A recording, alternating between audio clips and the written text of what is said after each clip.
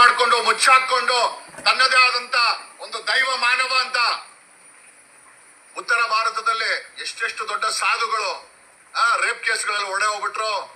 ಪಂಜಾಬ್ ಆಗಿರ್ಬೋದು, ಉತ್ತರ ಪ್ರದೇಶದಲ್ಲಿ ಆಗಿರ್ಬೋದು, ದೊಡ್ಡ ದೊಡ್ಡ ಸಾಧುಗಳು ವೇಷಧಾರಿ ಯಾಕೆ ಇಲ್ಲೇ ಚಿತ್ರದುರ್ಗ ಮುರುಘಾ ಮಠ ರೇ ನದಿ ಮೂಲ, ಹೆಣ್ಣು ಮೂಲ, ಋಷಿ ಮೂಲಕ್ಕೆ ಹೋಗ್ಬಾರ್ದಂತೆ. ಹೋದ್ರೆ ಆ ಮೂಲದಲ್ಲಿ ಕಬ್ಬಿದ್ದೇ ಇರುತ್ತೆ. ಅದೇ ಇಲ್ಲ ಆಗಿರೋದು. ಜಾತಿಗೆ ತಂದಿಕ್ಕೋದು, ಧರ್ಮಕ್ಕೆ ತಂದಿಕ್ಕೋದು. ಯಾವ ಬಡವರು, ಯಾವ ಜಾತಿನಲ್ಲಿ ಯಾವ ಬಡವ್ರಿಗೂ ನೀವು ಆಗಲ್ಲ. ಎಲ್ಲೋದ್ರಿ ನಕಲಿ ಹಿಂದೂ ಹೋರಾಟಗಾರರ ಎಲ್ರ ಹೋದ್ರಿ? ಹಲ್ಕಟ್ಟುಗಳ ಬಾಯಿಗೆ ಲಕ್ವ ಹೊಡೆದಿದ್ಯನೋ ಇಲ್ಲ ನಿಮ್ ಬಾಯಿಗಳಲ್ಲಿ ಹುಳ ಬಿದ್ದಿದ್ಯಾ? ಅವನು ಭೀಮಾ ನೋಡಬಾರ್ದೆಲ್ಲ ನೋಡವನೆ. ಒಂದು ಹೆಣ್ಣು ಮಗಳನ್ನ ಆಸಿಡ್ ಆಗಿ ಸುಟ್ಟಾಕಿದ್ರಂತೆ, ಹುಳ ಬಿದ್ದೋಗಿತ್ತಂತೆ ಅಂತ ಬಾಡಿ ನೋಡಿದ್ದಾನೆ.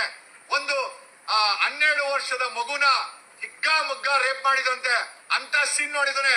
ಕೊನೆಗೆ ಬುಡಕ್ ಬಂದ್ ನಿಂತ್ಕೊಂತು. ಅವನ ಮಗಳನ್ನು ಬಿಟ್ಟಿಲ್ಲ. ಭೀಮಾ ಯಾಕೆ ಬಂದಿದ್ದಾನೆ? ಅವನ ಮಗಳನ್ನು ಬಿಟ್ಟಿಲ್ಲ. ಇಷ್ಟು ಕೆಟ್ಟದಾಗಿ ಕ್ರೂರತನವನ್ನ ಮೆರೆದಿದ್ದಾರೆ.